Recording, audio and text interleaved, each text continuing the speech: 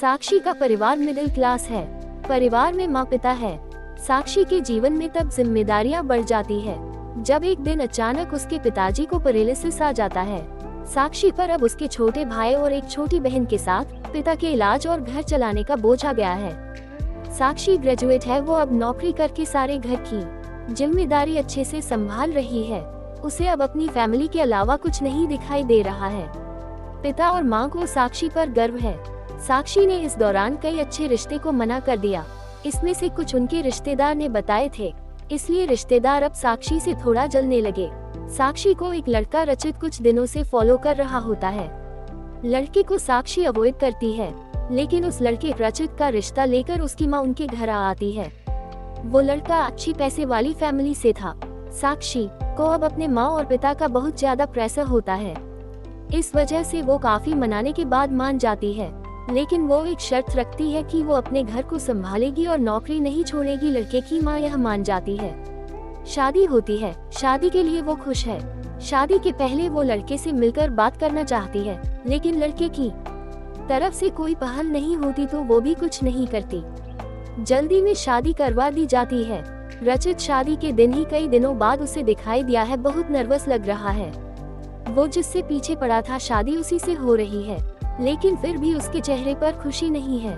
साक्षी को बात अजीब लगती है। उसको अंदेशा हो जाता है कि कुछ गड़बड़ है। सुहागरात की इस पर वो बैठी है और बाहर से कई मर्दों की आवाज आ रही है। तभी वो बैठी बैठी सोचती है कि वो उन्हें आवाज से कैसे पहचानेगी, क्योंकि अभी तक उसने उनकी आवाज सुनी ही नहीं।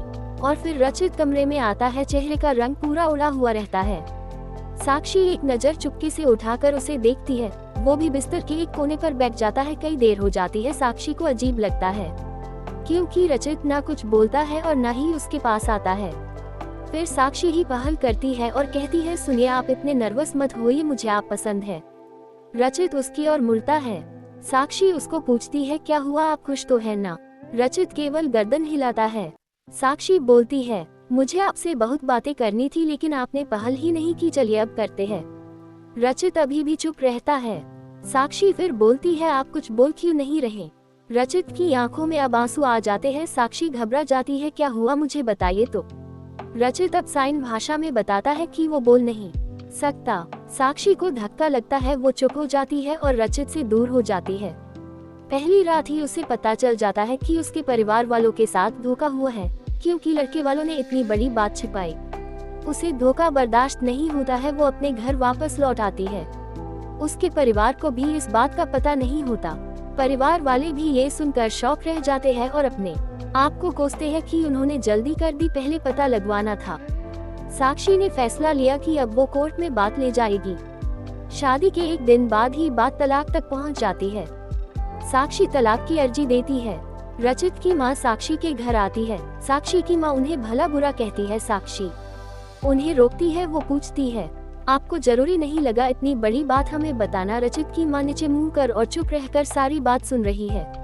रचित की माँ कहती है कि मैं माँ अपने बेटे का भला ही चाहती हूँ और उसके पिता भी नहीं है। वो साक्षी को पसंद करता है, इसलिए वो साक्षी से शादी करना चाहता था।